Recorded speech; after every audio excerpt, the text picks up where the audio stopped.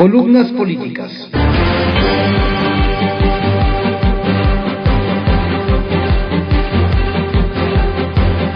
Continuamos con la audiosíntesis informativa de Adrián Ojeda Román, correspondiente al viernes 21 de junio de 2024.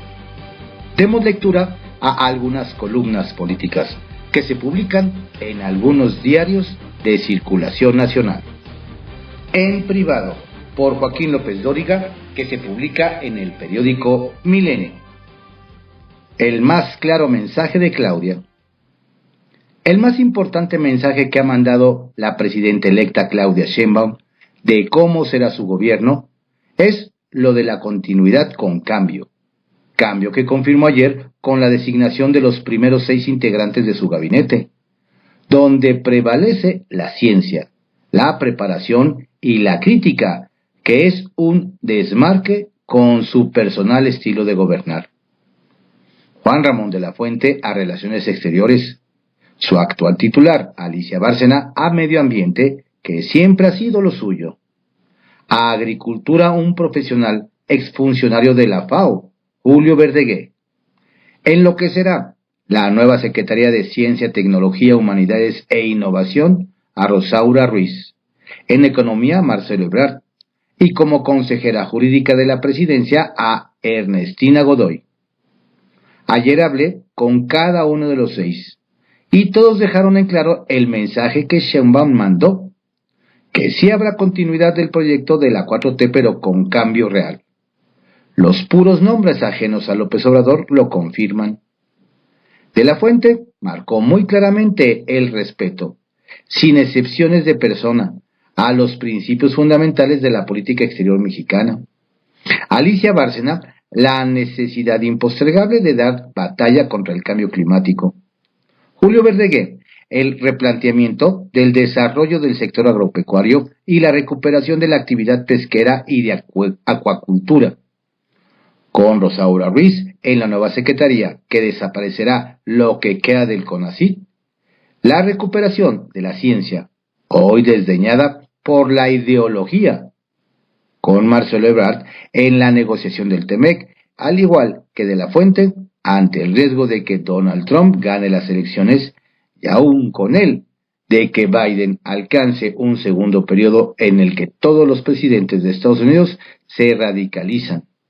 Y con Ernestina Godoy, con su sí a la reforma al Poder Judicial, pero con el fin de que no le vayan a la próxima presidenta con el cuento de que la ley es la ley y que su autoridad moral y política la colocan por encima de la misma. En fin, que esta primera alineación del gabinete de la presidenta Claudia Sheinbaum es un mensaje de que sí habrá continuidad en la 4T, pero que será diferente por la calidad que es el cambio en este tránsito. Retales 1. Verdades. Manuel Velasco quedará como coordinador de la bancada verde en el Senado y Karen Castrejón como senadora por ser suplente de Ernestina Godoy, toda vez que Alicia Bárcena va a la Semarnat. 2. Cuchara. La presidencial de López Obrador exigiendo el voto por voto en la elección de gobernadora en Jalisco, cuando es atribución exclusiva del Tribunal Electoral, pero ya saben. Y 3. Kafkiano. En el PAN, el presidente del partido designa a sus coordinadores legislativos. Así que en agosto Marco Cortés decidirá que Marco Cortés será el pastor de los senadores panistas. Arsenal, por Francisco Garfias, que se publica en el periódico Excelsior. Buena señal, pero hay que esperar. No hay huella de imposiciones de López Obrador en ninguno de los 6 integrantes del nuevo gabinete, 3 mujeres y 3 hombres, que ayer presentó Claudia Sheinbaum, pero sí de continuidad. Ellos son Marcelo Ebrard, secretario de Economía, Juan Ramón de la Fuente, Relaciones Exteriores, Rosaura Ruiz, Ciencia, Humanidades, Tecnología e Innovación. Alicia Bárcena va a la Semarnat. Julio Verdeguer, a Agricultura y Desarrollo Rural, y Ernestina Godoy, incondicional de Claudia, va a la Consejería Jurídica de la Presidencia. se unen a Rogelio Ramírez de la O, quien permanecerá en la Secretaría de Hacienda. Los perfiles elegidos tienen trayectoria y experiencia. Se han desempeñado en forma destacada en sus respectivas áreas, salvo la exfiscal Ernestina Godoy, quien dejó malos recuerdos a su paso por la Fiscalía de la Ciudad de México. Son leales al presidente, pero ninguno se distingue por ser un rabioso militante de Morena. Claudia parece abandonar la línea de 90% de lealtad y 10% de capacidad que distinguió a la actual administración. A diferencia de lo que ocurrió con el presidente saliente, quien monopolizó los reflectores desde diciembre de 2018, hay señales alentadoras. Los próximos secretarios de Estado tendrán oportunidad de brillar con luz propia. Los 6 hicieron declaraciones a los reporteros al término del acto sin mañanera de por medio. El perfil moderado de esa parte del gabinete suavizó los temores de los mercados. El peso avanzó 7 centavos frente al dólar. Pasó de 18.40 a 18.33 por unidad. Pero no adelantemos vísperas. Falta saber quién ocupará las carteras de Gobernación, Seguridad Pública, Defensa, Marina, Bienestar, Energía, Turismo, Trabajo, Comunicaciones y Transportes, Función Pública, Salud, Educación y Cultura. El próximo jueves dará a conocer a otros 6 integrantes de su gabinete. Vale la pena detenerse en el anuncio de que el CONACYT será elevado a rango de secretaría. El gesto muestra la importancia que Sheinbaum le da a la ciencia y tecnología. Para nadie es un secreto el desprecio del presidente saliente hacia este importante rubro, ignorado desde 2018. López Obrador no solo tronó el CONACYT para crear el nuevo Consejo Nacional de Humanidades, Ciencias y Tecnología, sino que además quitó becas a estudiantes de posgrado en el extranjero. Alegó entonces que el CONACYT transfirió 45,000 millones de pesos a empresas privadas. El único de los 6 nuevos secretarios que habló en el acto para presentar parte del gabinete es Marcelo Ebrard. Una distinción que proyecta un mensaje de reconciliación. Las diferencias entre la virtual presidenta electa y el ex canciller, agudizada por la forma como se llevó a cabo la elección interna de la candidata presidencial de Morena, quedaron atrás. En su discurso Marcelo dijo: vamos a construir el segundo piso de la transformación en la nueva realidad que vamos a encarar, porque vivimos en un mundo más proteccionista, hasta cierto punto más inestable. Más tarde explicó los retos que deberá atender: nearshoring, relocalización de empresas y el TEMEC, que será revisado en 2026. Xóchitl Gálvez y Marco Cortés fumaron la pipa de la paz después de que el jefe nacional del PAN le reprochara en forma grosera la llamada que la ex candidata presidencial le hizo a su rival en la campaña para reconocer su derrota. Los dos desayunaron juntos en el CEN del PAN, tras lo cual hicieron declaraciones a los reporteros de la fuente. Gálvez, quien ya regresó a su escaño en el Senado, aprovechó los micrófonos para adelantar que la semana próxima presentará una iniciativa de ley. Propone que el presidente pueda ser considerado como traidor a la patria por meterse en la elección, como lo hizo López Obrador en el pasado proceso electoral. Hoy no pasa nada. Hoy no está tipificado como un delito. Hoy al presidente no se le puede decir absolutamente nada. Es mentira que el fuero se quitó. El único delito por el que se le puede juzgar es por traición a la patria, dijo. Marco, ya digerida la paliza en las urnas, se volcó en elogios hacia Gálvez. Dijo que la hidalguense sacó más votos que los panistas Josefina Vázquez Mota, Ricardo Anaya, en la presidencial de 2012 y 2018 respectivamente. Rudeza innecesaria. El presidente López Obrador pidió voto por voto, casilla por casilla en la elección de gobernador de Jalisco en el 2006. Cuando nos robaron la presidencia, se negaron a hacer eso. Sabían que era un cochinero, dijo en la mañanera. ¿Por qué mete su cuchara en asuntos que no son de su competencia? ¿Ya forma parte del Tribunal Electoral? Son preguntas, no se alboroten. A puerta cerrada, por Marcela Gómez Salce, que se publica en el periódico El Universal.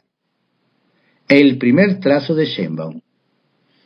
La reciente historia en relación entre Estados Unidos y México ha mostrado la lejanía de las formas y el fondo. El vínculo bilateral ha sido complejo, difícil y lleno de escollos. La llegada de López Obrador a la presidencia en el 2018 y la transformación aderezada de una política de abrazos para las organizaciones delictivas fue el principal empoderamiento de las mismas, que casi 6 años después ha colocado al país en el epicentro de un debate público e internacional acerca del papel del Estado mexicano. La falta de certidumbre y la claudicación en el uso legítimo de la fuerza es hoy uno de los retos más importantes para la próxima administración. No puede ser parte de la discusión pública el argumento lleno de lugares comunes de que la ubicación geográfica estratégica, sumado al fortalecido rol como primer socio comercial de los Estados Unidos, convierte a México en un destino atractivo para las inversiones. El paradigma de la 4T no es percibido como viable, ni ha dado la certidumbre necesaria. Así lo han manifestado los mercados y la reciente subasta de bonos a largo plazo del Banco de México y, de forma paralela, el comportamiento del tipo de cambio. Ello enmarcado en los resultados del proceso electoral, la ausencia de contrapesos y una planadora legislativa morena que al parecer actuará conforme a la agenda dictada por el delito presidencial. La volatilidad está presente, y aunque la percepción puede no reflejar la realidad objetiva de manera precisa, para el individuo su percepción es su realidad. López Obrador a menudo intentó moldear la percepción pública para administrar un caos y evidente desorden en la coordinación e implementación de políticas públicas entre su gabinete, donde varios extraviaron el camino y lo pavimentaron de corrupción y tráfico de influencias. Los resultados están a la vista. El país inmerso en una escalada de violencia sin precedentes. El gatillo delincuencial hace tiempo ha cruzado el Rubicón en el ánimo de nuestro principal socio comercial. La aplicación del hard power alrededor del asunto sobre la exportación del aguacate y del mango no deja lugar a dudas. El uso de medios correctivos para influir o presionar en el comportamiento del gobierno mexicano ante la impunidad delictiva que cogobierna en regiones enteras. Es una poderosa señal de la molestia y hartazgo de la administración estadounidense. El mango y el aguacate revelan el tamaño de la crisis de inseguridad.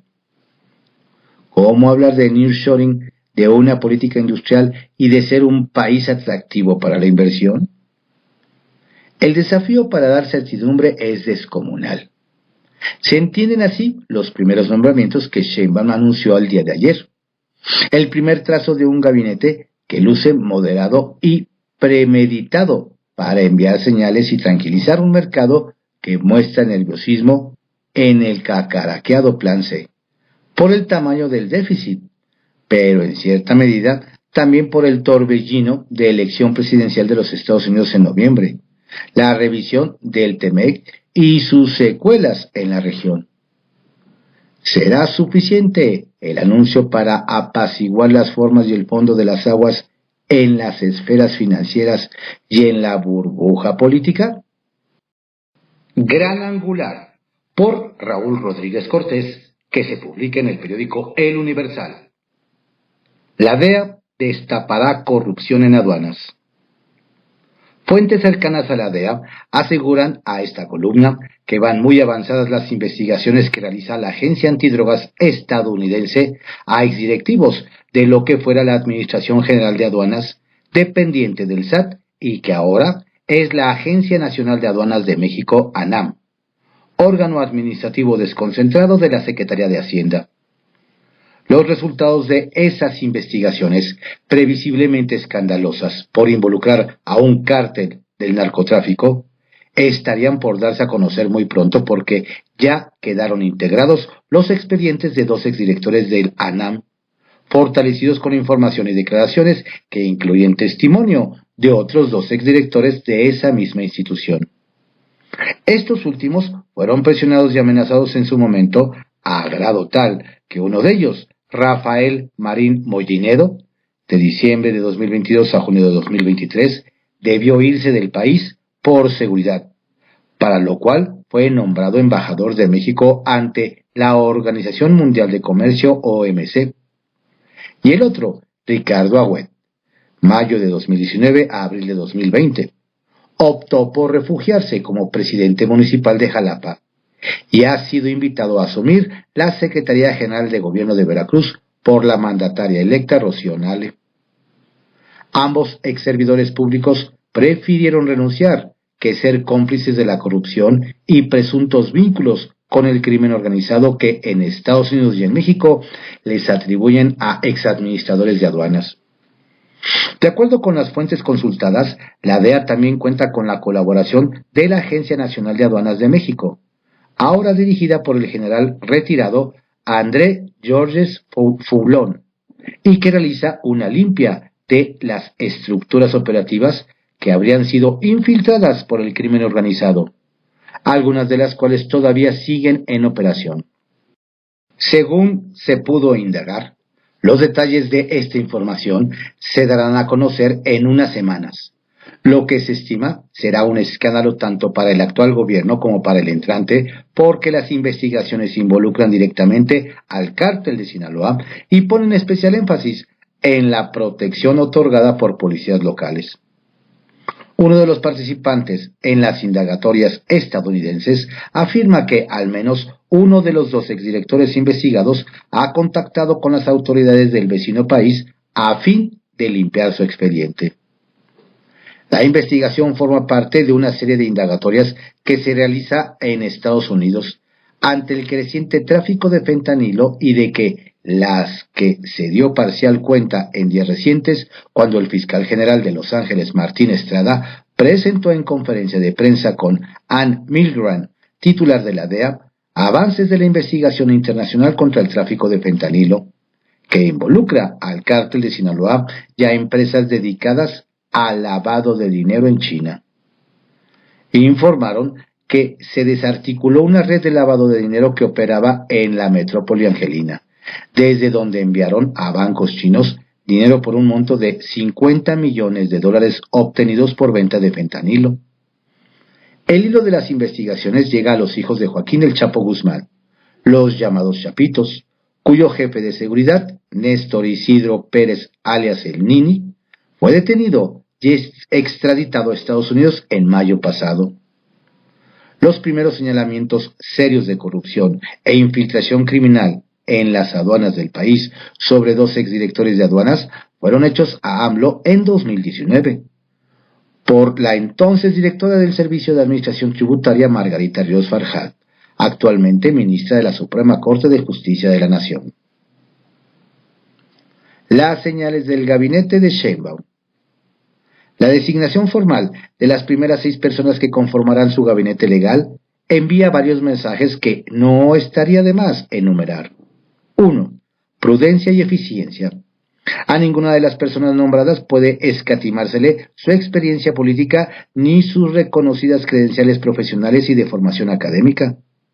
Por las tareas desempeñadas sin estridencia en el servicio público y los currículums de cada una de ellas y ellos, son plausibles los nombramientos de Marcelo Ebrard en Economía, Rosaura Ruiz en la Secretaría de Ciencias, Humanidades, Tecnología e Innovación, que creará el próximo gobierno, Juan Ramón de la Fuente en Relaciones Exteriores, Alicia Bárcena en Medio Ambiente y Recursos Naturales, Julio Verdeguer Sacristán en Agricultura y Ernestina Godoy en la Consejería Jurídica de la Presidencia.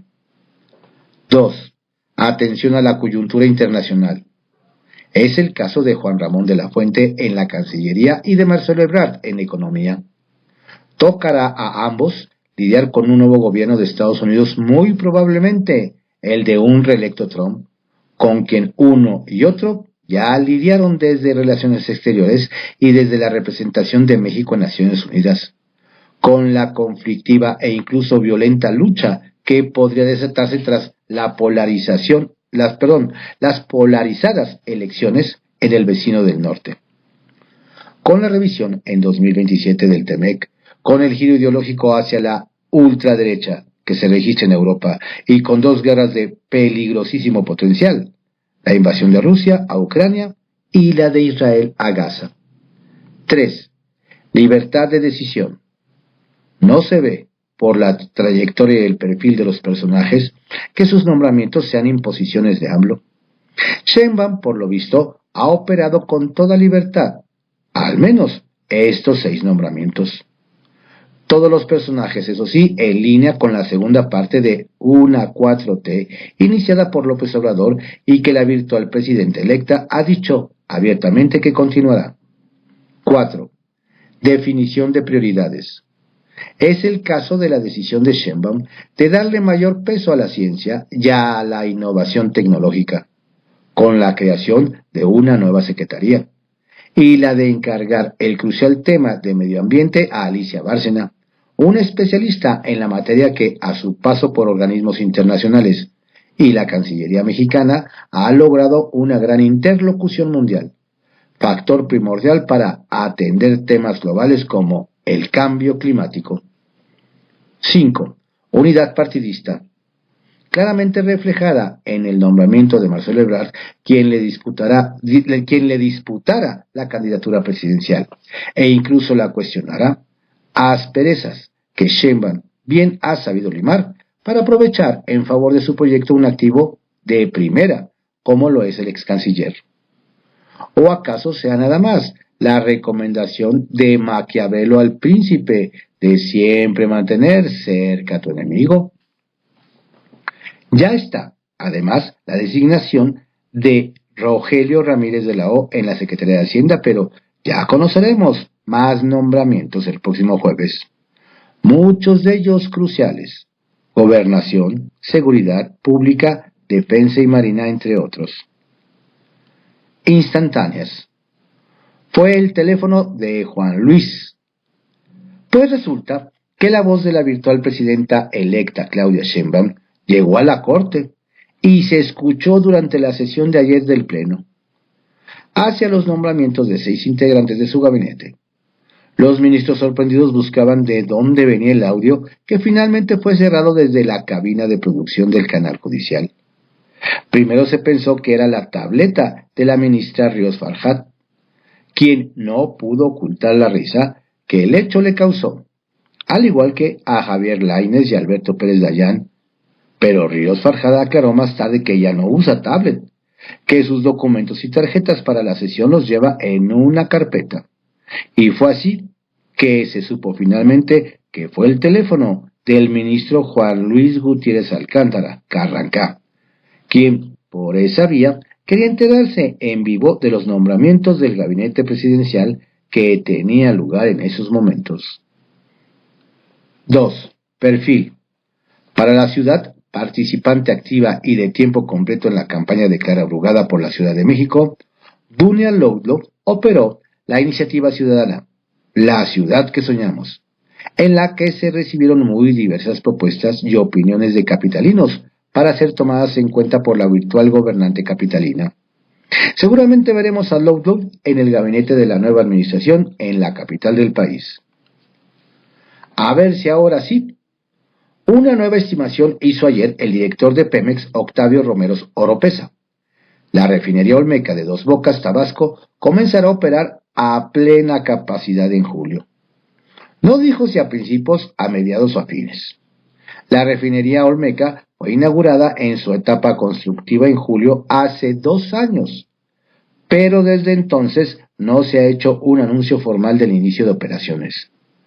Se dieron fechas probables, que noviembre de 2023, que diciembre de 2023, que febrero de 2024 y luego que marzo de 2024.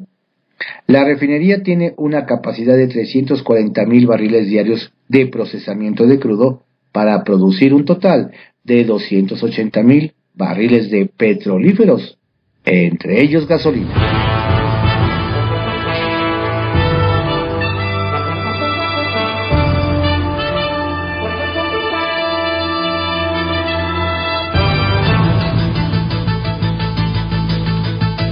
Estas fueron algunas columnas políticas que se publican en algunos diarios de circulación nacional en la audiosíntesis informativa de Adrián Ojeda Román, correspondiente al viernes 21 de junio de 2024. Tenga usted un estupendo día, un excelente, relajado y futbolero fin de semana. Recuerde que mañana juega México en la Copa América. Lo invito a que se mantenga informado a través de nuestro sitio en www.cconoticias.info. Saludos cordiales de su servidor, Adrián Ojeda Castilla. La audiosíntesis informativa fue creada por Adrián Ojeda Román en 1971 y actualmente es producida por Corporación Comunicativa Ojeda, CCO Noticias.